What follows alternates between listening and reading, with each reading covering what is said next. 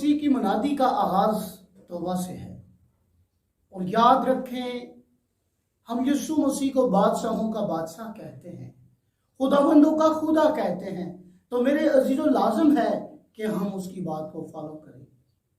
और याद रखें, तौबा आपने करनी है, माफ खुदा ने करना है। और याद रखें, तौबा के बाद वो जिंदगी जो अब्दी जिंदगी है, बातों से नहीं, ये खुदा के फजल से मिलेगी।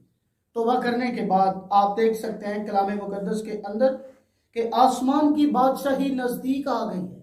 इसका मतलब कि खुदावन यीशु मसीह जब आसमान पर थे, इसका मतलब कि बादशाह आसमान पर, तो बादशाही आसमान पर।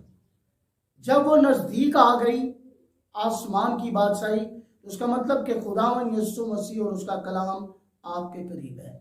और आपने कलाम को सुनकर अगर उसे अनसुना कर दिया, तो याद रखें मेरे अजीजों, आपकी ज़िंदगी के अंदर मुश्किलें पैदा हो सकती हैं।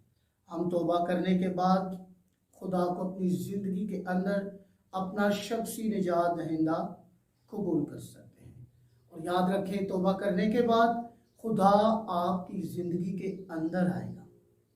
और यीशु मसीह ने मकाशवा 3 और उसकी 20वीं आयत के अंदर लिखा हुआ है कि देख, मैं दरवाज़ा पर खड़ा खटखटाता हूँ, अगर कोई मेरी आवाज़ सुनकर दरवाज़ा खोलेगा तो अंदर जाकर मैं उसके साथ खाना खाऊंगा। और मेरे अजीज़ों, मसीह की आवाज़ है, तौबा करो, क्योंकि आसमान की बादशाही नज़दीक आ गई है। और खुदा आज आपको अपने कलाम के वसीला से बरकत देगा। तौबा आपने करनी है, फजल खुदा ने करना है।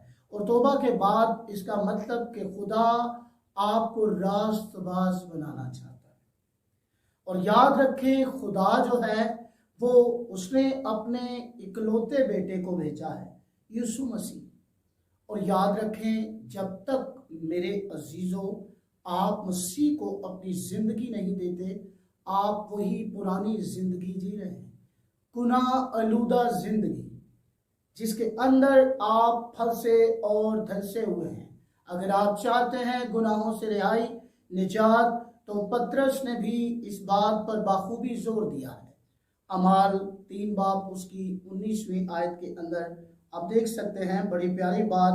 पतरस यीशु मसीह के शागिर्दों में से बड़े खासम खास शागिर्द थे। और ये मकाशवा पतरस पर भी खुल चुका था और उसने इस बात को भी आगे बहुत से लोगों तक रखा। और 19वीं आयत मेरे अजीजों, ये आपके लिए पढ़ना चाहता हूँ। बस तौबा करो और रुजू लाओ ताकि तुम्हारे गुनाह मिटाए जाएं और इसी तरह खुदा के हजूर से ताजगी के दिन आए। तौबा के बाद आपकी लाइफ के अंदर है कि आपने रुजू लाना है, किसकी तरफ? खुदावन की तरफ। और जब आप रुजू लाएंगे तो आप बहाल किए जाएंगे। और उसके बाद आपका राब्ता, आपका रिलेशन खुदा के साथ मजबूत हो जाएगा। और ताजगी के दिन जो है ये ऊपर से खुदा की तरफ से आएंगे। लेकिन मैं खुदा का खादिम होते हुए ये बात आपको ज़रूर बताना चाहता हूँ, याद रखें, वो गुनाहगारों के लिए आया है।